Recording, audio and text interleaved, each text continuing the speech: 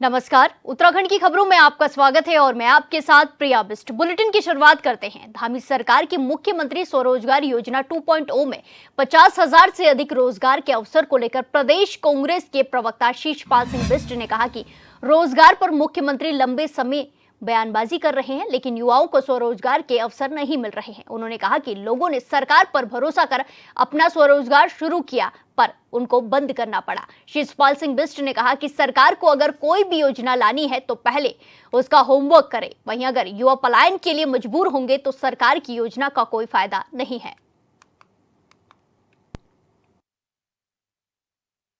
देखिए, रोजगार को लेकर के मुख्यमंत्री जी पिछले लंबे समय से बयानबाजी कर रहे हैं, युवाओं को आश्वासन दे रहे हैं, लेकिन रोजगार कहीं सर्जित होता हुआ नजर नहीं आ रहा है। और स्वरोजगार की स्थिति भी ये है कि जिन लोगों ने सरकार पे भरोसा करके अपना स्वरोजगार शुरू किया था, आज वो जो है उसको बंद करने के लिए मजबूर हैं। रिवर माइग्रेशन इसका बड़ा उदाहरण है। रिवर माइग्रेशन को लेकर के सरकार ने बड़े दावे किए, सरकार के दावों पे युवाओं ने भरोसा भी किया, अपने गांव में लौटे, लेकिन साल साल भर तक विभागों के चक्कर लगाने के बाद वो निराश हो गए और वापस जाने के लिए मजबूर।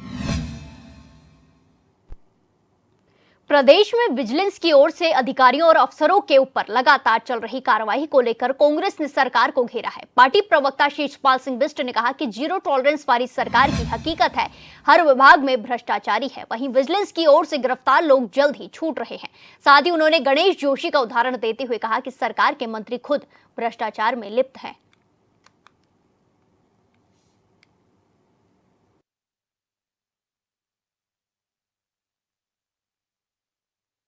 देखिए, जीरो टॉलरेंस की सरकार की हकीकत जो है उसके दावों से ही खुलती है। लगातार अगर भ्रष्टाचारी पकड़े जा रहे हैं तो इसका मतलब है कि हर विभाग में भ्रष्टाचार चरम पे है। भ्रष्टाचार को सरकार रोक क्यों नहीं पा रही है? और जो भ्रष्टाचारी विजिलेंस के द्वारा गिरफ्तार किए जा रहे हैं वो आप देखिए बहुत जल्दी छूट जा रहे हैं, फिर अपने विभागों में पूर्व की भांति काम कर रहे हैं।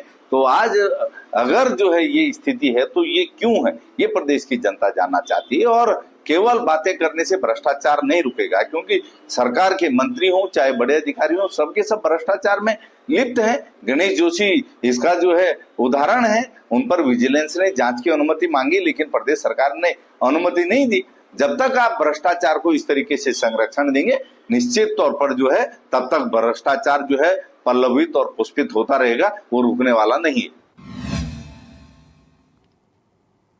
इसी के साथ खबरों में आगे बढ़ते हैं। भारतीय सेना ने ऑपरेशन सिंदूर के तहत न सिर्फ पहलगाम आतंकी हमलों का बदला लिया है, बल्कि पाकिस्तानी सेना को भी कड़ा सबक सिखाया, जिसके बाद से देश भर में सेना के सम्मान में शौर्य यात्राएं निकाली जा रही हैं। उत्तराखंड में भी बीजेपी महिला मोर्चा अब सिंदूर यात्रा निकालने जा रही है, जिसको लेकर बीजेपी राज्य मंत्री मधु भट्ट ने कहा कि सिंदूर महिलाओं के सुहाग का प्रतीक होता है और जिस तरह से आतंकवाद के खिलाफ लड़ाई में हुए ऑपरेशन का नाम ऑपरेशन सिंदूर रखा गया और उसकी शक्ति का भी भारतीय सेना ने प्रदर्शन कर उसे देश का सिर गर्व से ऊंचा हो गया है।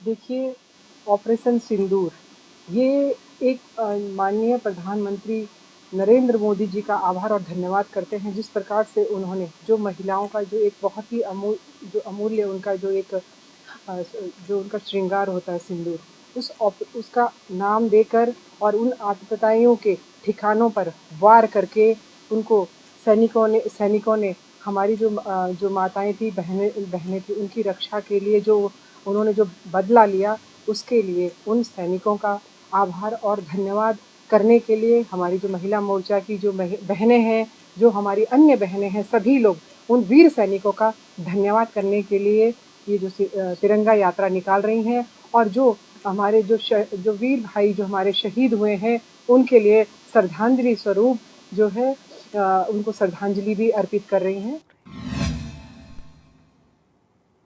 खबरों में आगे बढ़ते हैं। उत्तराखंड की गंगोत्री विधानसभा से बीजेपी विधायक सुरेश सिंह चौहान ने एचएनएन संवाददाता योगेश आर्य से बातचीत की, जिसमें उन्होंने कहा कि चारधाम यात्रा में हर साल भीड़ बढ़ रही है।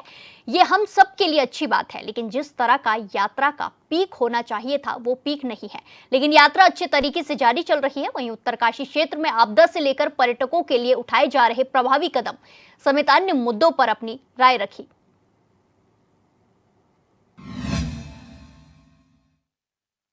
हमारे साथ बातचीत करने के लिए गंगोत्री विधानसभा से भाजपा विधायक सूर्य सिंह चौहान जी हैं, उनसे बातचीत करेंगे। सर बहुत बहुत स्वागत है आपका। नमस्कार, धन्यवाद। सर जिस तरह देखिए चारधाम यात्रा में लगातार श्रद्धालुओं की जो संख्या है उसमें इजाफा हो रहा है, कैसे देखते हैं आप? देखिए, लगातार हर साल यात्रा बढ़ रही है, ये हम सबके लिए बहुत अच्छी बात है और इसके लिए लगातार हमारी सरकार, हमारे प्रदेश के यशस्वी मुख्यमंत्री माननीय धामी जी लगातार प्रयासरत रहते हैं और यात्रा सीजन से पहले की यात्रा कैसे अच्छी हो, सुगम हो, लगातार निरंतर मॉनिटरिंग करते हैं और उससे कहीं न कहीं हमारी यात्रा इस बार अच्छी चल रही है और अच्छी चलेगी।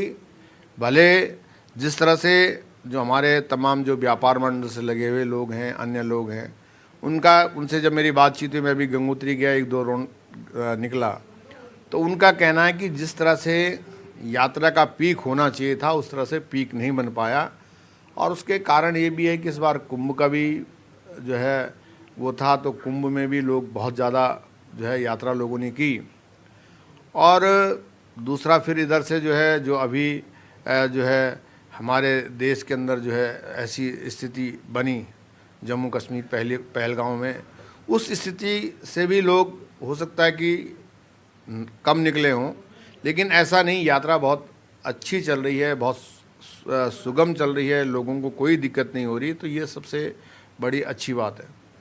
आपके क्षेत्र के कुछ होटल्स के संचालक थे जिन्होंने आपको एक पत्र लिखा था, आपने मुख्यमंत्री से मुलाकात की थी, किस तरह का रिस्पॉन्स आया उस मामले में? देखिए, मैं लगातार कह रहा हूँ कि जो लोगों का ये था कि साहब रजिस्ट्रेशन के चक्कर में हमारे 50% होटल जो है बुकिंग जो है नहीं हो पा रही है और जो आंकड़े हैं वो गलत हैं, तो इसके लिए मैंने माननीय मुख्यमंत्री से बात की। मुख्यमंत्री जी ने तत्काल संज्ञान लिया और जो गढ़वाल कमिश्नर हैं उनको तत्काल जो है होटल एसोसिएशन के साथ, जो चार धाम के होटल एसोसिएशन है, उनको बुलाकर बैठक करने की बात की और जो समस्या उसको तत्काल निराकरण करने की बात माननीय मुख्यमंत्री जी ने कही और उससे कहीं ना कहीं ऐसा नहीं है कि लाभ मिल रहा है। कई लोग इस तरह की भ्रांतियां फैलाते हैं, तो भ्रांति फैलाने से नहीं, कहीं पे दिक्कतें भी आती है। जिस तरह से मैंने पिछली बार भी कहा और इस बार भी कह रहा हूँ कि हमारे गंगोत्री में जो 100 किलोमीटर है बड़ेदी चुंगी से लेकर और गंगोत्री तक, जिसका चौड़ीकरण होना था वो नहीं हो पाया, उससे बहुत बड़ी दिक्कत है। जैसे हमारा इस बार हमारे जो बीआरओ ने वहाँ पे जो गंगनानी से लेकर और डबरानी के बीच जो पहाड़ थे वो भी थोड़ा थोड़ा उनको जो जिसको कहते हैं कि थोड़ा थोड़ा हल्का फुल्का जो है काट कर जो है थोड़ा सा उसको जो 1 फुट 2 फुट जो है चौड़ी करने का काम किया। बहुत डेंजर पोर्शन है, तो ये जो डेंजर पोर्शन है ये तत्काल जो है कम से कम चौड़ीकरण होना चाहिए, कोई दुर्घटना ना हो।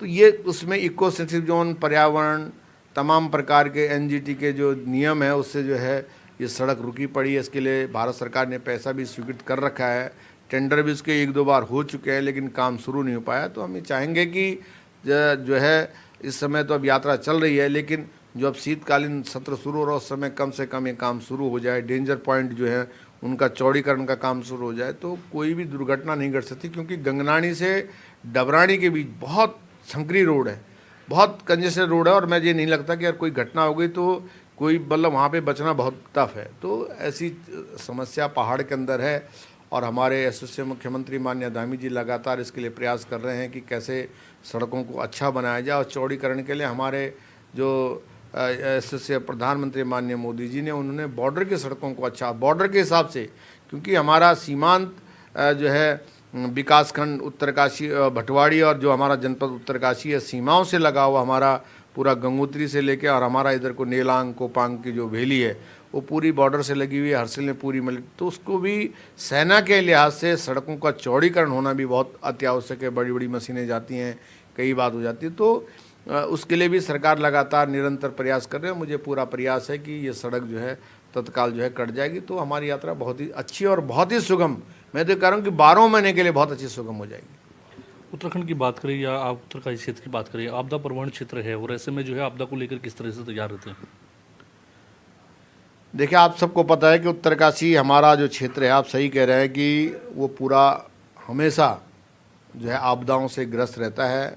चाहे 91 का भूकंप हो, चाहे 78 की बाढ़ हो, चाहे 2003 का जगह जगह बादल फट जाते हैं, 13 की बाढ़ हो, 12 की बाढ़ हो, तो लगातार हर बरसात में हम आपदाओं से घिरे हुए रहते हैं।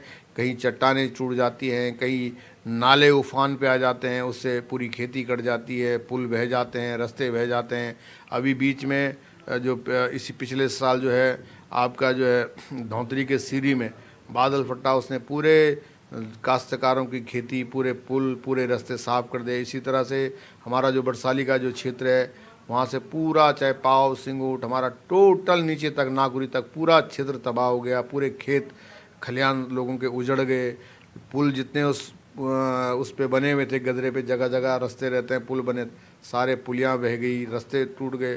तो फौरी तौर पर हम हमेशा तैयार रहते हैं और हमने फौरी तौर पे जो तत्कालीन कि कैसे रास्ता खुलाया जाए, कैसे लोगों को मतलब स्कूल जाने के बच्चों को दिक्कत ना हो, तो अभी उसके लिए पहाड़ में हमारे उत्तरकाशी जनपद हो, चाहे दूर दराज का पिथौरागढ़ हो, जो हमारे सीमांत जनपद हैं, इसके लिए अतिरिक्त पैसा पहाड़ में ज़रूर मिलना चाहिए। पूरा जनपद उत्तरकाशी हमारा आपदाओं से घिरा था, चाहे वो पूरा लमोरी का क्षेत्र हो, चाहे हमारा इधर बड़कोट साइड का जो क्षेत्र हो। तो हम ये चाहते हैं कि जो हमारे बहुत दूर दराज के जनपद हैं, पिथौरागढ़ और उत्तरकाशी, उसके लिए आपदा में अलग फंड होना ज़रूरी है और उसके लिए लगातार हमारी सरकार प्रयास भी कर रही है और प्रयास भी करेगी। तमाम पुल पिछली बार बह गए, वो अब तक नहीं बन पाए, तो वो कच्चे पुल, जो टेम्प्रोरी पुल की व्यवस्था गांव वालों को दी, तो बरसात जैसे आने वाला होता तो बड़ी दिक्कत आ जाती है। तो हम ये चाहेंगे कि सरकार का ध्यान भी हम इसमें लगातार आकर्षित कर रहे हैं और हम लगातार इस मांग को उठा रहे हैं और हमें पूरा विश्वास है जो पैसा मिला भी है उसमें कई प्रकार के इस तरह के, जैसे आपदा से मकान टूट गया तो मिल जाता है, लेकिन जिस तरह से अब फायर का समय है, आगजनी से मकान जल गया, अगर कहीं अचानक जो है शॉर्ट सर्किट हो गया या कोई बात हो गई, तो गरीब आदमी का मकान जब जल जाता है तो उसको 1 रुपये नहीं मिलता है। तो ये बड़ी चीज़ है। आपदा में तो मिल जाता है 4 लाख रुपए, जो भारत सरकार की गाइडलाइन है, लेकिन जो आगजनी से जो मकान जलते हैं, और हम चाहते हैं कि इसमें संशोधन होना चाहिए। गरीब आदमी कोई ज़बरदस्ती आग तो अपने मकान पे लगाता नहीं है, लेकिन अचानक कहीं ऐसी घटना हो जाती है, कभी घर में दीपक लगा रहा, उससे कहीं हो गया या किसी बच्चे से हो गया, तो इस तरह से मकान जल जाते हैं और उस काश्तकार को कुछ नहीं मिल पाता, वो खड़ा नहीं, टूट जाता है। तो ये समस्या ज़रूर पहाड़ में आपदा के लिए लगातार हमारी सरकार पूरा हमेशा, जिसको कहते हैं अलर्ट मूड में रहती है। लगातार 2 महीने में 3 महीने हम मॉनिटरिंग करते हैं और अब लगातार जैसे बरसात का सीज़न शुरू होने वाला है, लगातार हमारे जो प्रदेश के यशस्वी मुख्यमंत्री वो खुद स्वयं 2 महीने 3 महीने पहले से इसकी मॉनिटरिंग, उसकी तैयारियां, और उसके लिए चाहे हमारी एनडीआरएफ की टीम हो, एसडीआरएफ की टीम हो, हमारे तमाम स्वयं सहायता समूह हों, तमाम लोगों के जो हमारे तमाम जो संबंधित विभाग हैं, उन सब को आपदा के टाइम पे आपदा कंट्रोल रूम बना हुआ है। आपदा के टाइम पे पूरा एक कंट्रोल रूम के उससे जो है काम जो है किया जाता है और पूरी एक टीम भावना से काम करते हुए कहीं ना कहीं जो है, क्योंकि आपदा तो आपदा है, लेकिन क्या उसमें लोगों की क्षतिपूर्ति या लोगों की जान कैसे बचाई जाए, लोगों को तत्कालीन फौरी तौर पे कैसे राहत मिले, उसके लिए हमारी सरकार निरंतर प्रयासरत रहती है। शासन प्रशासन की टीम पूरी अलर्ट मोड पर रहती है। बातचीत करने के लिए तो इधर हमारे साथ बातचीत करने के लिए भाजपा विधायक जिन्होंने तमाम बातों पर अपने विषय चर्चा की। इन्होंने कहा कि कई ऐसे इलाके हैं जहाँ पर जो है पर्यटन अगर आए तो वह उनको देखेगा और इसके साथ साथ वहाँ की आजीविका भी बढ़ेगी। कैमरा पर्सन हरीश भट्ट के साथ मैं योगेश आर्य, HN 24/7 देहरादून। इसी के साथ खबरों में आगे बढ़ते हैं। देवभूमि उत्तराखंड में शिक्षकों के प्रमोशन की समस्या वर्षों से है, लिहाजा शिक्षकों में भारी आक्रोश है। चमोली में आयोजित शिक्षा विभाग के एक सरकारी कर्मचारी ने मंच पर ही मंत्री जी को खरी खोटी सुना दी, जिसका वीडियो तेजी से वायरल हो रहा है।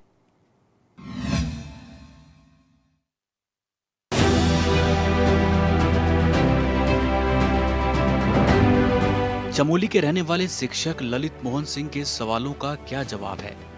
उत्तराखंड के उच्च शिक्षा मंत्री धन सिंह रावत के पास मंच पर एक शिक्षक ने मंत्री के दावों की पोल खोल दी, जिसके बाद कई लोगों ने समझाने की कोशिश की, लेकिन निडर शिक्षक अपनी बात रखते रहे। शिक्षक के सवालों का जवाब ना तो किसी वरीय अधिकारी के पास है, न ही राज्य के शिक्षा मंत्री धन सिंह रावत के पास। 2016 से तड़प रहे हैं प्रमोशन के लिए। ठीक है, क्या इसमें कुछ प्रमोशन होने हैं? ठीक है। पूरे उत्तराखंड के विद्यालय प्रधानाचार्य विहीन है, कब भरेंगे आप उन पदों को? दरअसल मामला चमोली जिले का है, जहां आयोजित एक सरकारी कार्यक्रम उस वक्त सुर्खियों में आ गया जब शिक्षक ने मंच से शिक्षा मंत्री धन सिंह रावत को सरकार की हकीकत से रूबरू करा डाला। मामला प्रधानाचार्य पदों पर प्रमोशन में हो रही देरी और सरकारी नियमों की अनदेखी से जुड़ा था। कार्यक्रम के दौरान एक शिक्षक ने खुले मंच से व्यवस्था पर सवाल उठा दिए और कहा, टेक इट सीरियसली मंत्री जी, वरना लोग आपको गंभीरता से नहीं लेंगे। शिक्षक का ये बयान सुन मंच और पंडाल में सन्नाटा छा गया। मेरा नाम ललित मोहन सिंह है। टेक इट सीरियसली मंत्री जी, इसको आप सीरियस लीजिए। चमोली के रहने वाले शिक्षक ललित मोहन सिंह ने कहा कि वर्षों से प्रमोशन के लिए योग्य शिक्षक इंतजार कर रहे हैं, लेकिन सरकारी तंत्र की लापरवाही के चलते न तो नियम स्पष्ट हैं और न ही प्रक्रिया पारदर्शी है। शिक्षक ने मंच से यह भी कहा कि वे डरते नहीं, इसलिए अपना काम और पहचान भी खुद ही सार्वजनिक कर रहे हैं, ताकि कोई ये न कहे कि छिपकर बोलकर निकल गए। इस पूरे घटनाक्रम का वीडियो किसी ने रिकॉर्ड कर लिया, जो अब सोशल मीडिया पर तेजी से वायरल हो रहा है। लोग शिक्षक की बेबाकी की सराहना कर रहे हैं और सरकार से सवाल कर रहे हैं कि आखिर शिक्षा विभाग की अनदेखी कब तक। बच्चों, तुम्हारी प्रॉब्लम है, तुमको पता है तुम्हारे प्रधानाचार्य कब से नहीं है। वो क्या तो बता। मंजूरी सुनिए एक बार। और फिर हम इनमें कॉन्फिडेंस की कमी कर रहे हैं बच्चों में। मैं एक शिक्षक, आप रुकिए एक मिनट, एक मिनट। सर बोलो भैया। मैं एक मेरी आदमी हूँ और अगर मैं गलत कर रहा हूँ तो मेरे। दरअसल बात एक शिक्षक की नहीं है, यह बात सरकार के दावों की है। देहरादून में बैठकर राज्य के शिक्षा मंत्री सरकारी स्कूलों को लेकर बड़ी बड़ी बातें तो करते हैं, लेकिन सच्चाई तो यह है कि पहाड़ों के ज्यादातर स्कूल में न तो पर्याप्त शिक्षक हैं और न ही प्रधानाचार्य। स्थिति तो यह है कि सैकड़ों से ज्यादा स्कूलों में बच्चों की संख्या 10 भी नहीं है। सच्चाई तो यह है कि दिन प्रतिदिन स्कूलों की स्थिति खराब होते जा रही है, जबकि हर साल विभाग हजारों करोड़ों रुपए खर्च कर रहा है और दावा कर रहा है कि सुविधाओं का विस्तार किया जा रहा है, जो अपने आप में बड़ा सवाल है।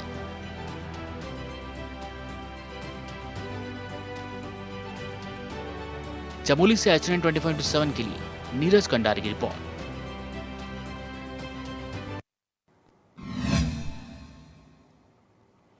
राजधानी देहरादून को साफ और सुंदर बनाने के लिए लगातार प्रयास किए जा रहे हैं। शहर को और अधिक किस तरह से संवारा जा सकता है, इसको लेकर नगर निगम जल्द ही मुख्य सड़कों पर फैली गंदगी के अंबार को दूर करने के लिए रोड स्वैपिंग मशीन संचालित करने की योजना पर काम कर रहा है। नगर आयुक्त नमामि बंसल ने जानकारी देते हुए बताया कि शहर की सड़कों पर अक्सर गंदगी पसरी रहती है। हम रोड स्वैपिंग मशीन के जरिए इसे दूर करने का काम करेंगे। ये मशीन मुख्य सड़क मार्गों पर उतरेगी और वहां पर जो भी गंदगी है उसे साफ करेगी। इसके लिए निगम जल्द ही टेंडर भी जारी करने वाला है, जिसके बाद इन मशीनों के खरीदने की प्रक्रिया शुरू कर दी जाएगी।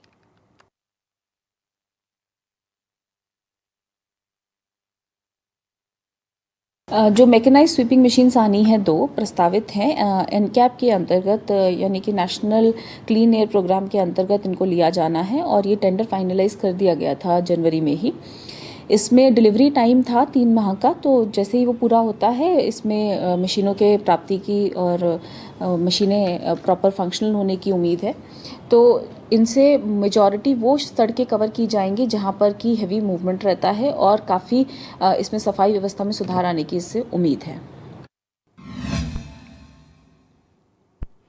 लोहाघाट उप जिला चिकित्सालय के वार्ड बॉय को 112 की मदद लेना भारी पड़ गया। आरोप है कि 112 कर्मियों ने वार्ड बॉय की मदद करने के बजाय उसकी पिटाई कर दी, जिसका वार्ड बॉय के कान में चोट आ गई।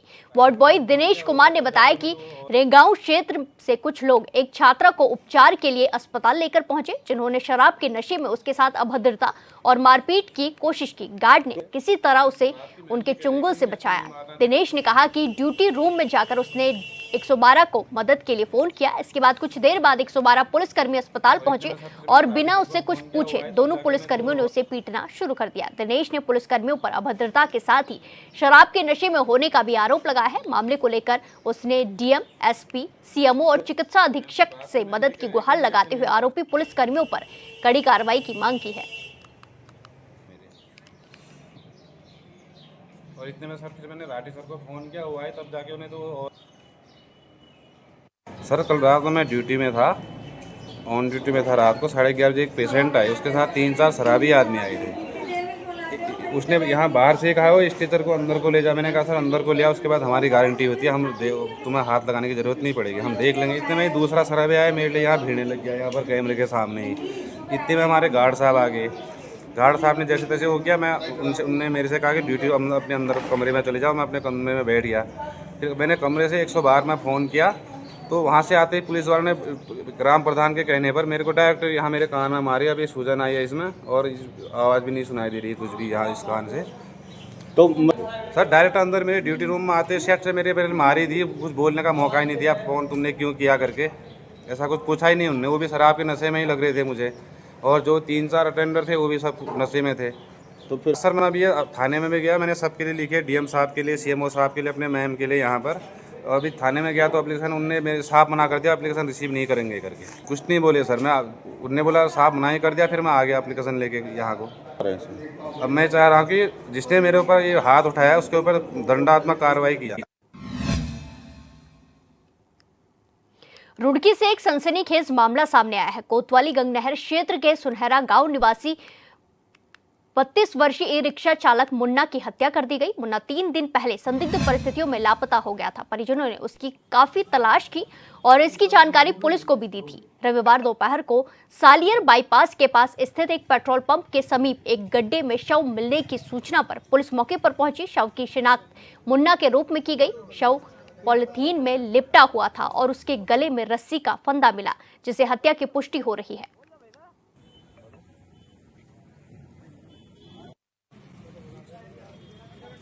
देखिए, एक घटनाक्रम कल हमारी पुलिस थाना गंगनहर के संज्ञान में आया था।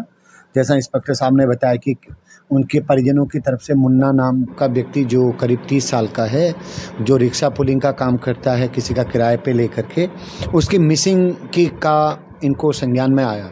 तो कल शामी उसकी गुमशुदगी आपने दर्ज करी है और खोजबीन जारी थी।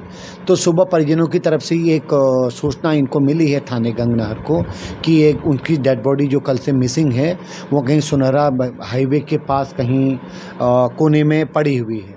तो मैं खुद भी उस स्पॉट का विजिट किया, हमारी एफएसएल टीम ने भी विजिट किया और ये बात तय है कि मर्डर करने के बाद ही बॉडी को वहाँ फेंका गया है। जैसा कि गले में एक बेल्ट भी मौजूद थी और काली पन्नी में लपेट करके फेंका है। तो ऐसा लगता है कि शायद कहीं और घटना करके वहाँ पर उसको खुर्द-बुर्द करने का प्रयास किया गया है। तो इमीडिएट हमने जो हमारी कंप्लेन थी, पिता की तरफ से एक नई कंप्लेन आई, तो हमने इमीडिएट 103 जो मर्डर का धारा में मुकदमा दर्ज कर लिया है और हमारे इंस्पेक्टर साहब इस पूरे मामले को लीड कर रहे हैं और इनको हमने 24 घंटे में इस पूरे केस को वर्कआउट करने के लिए बोला है।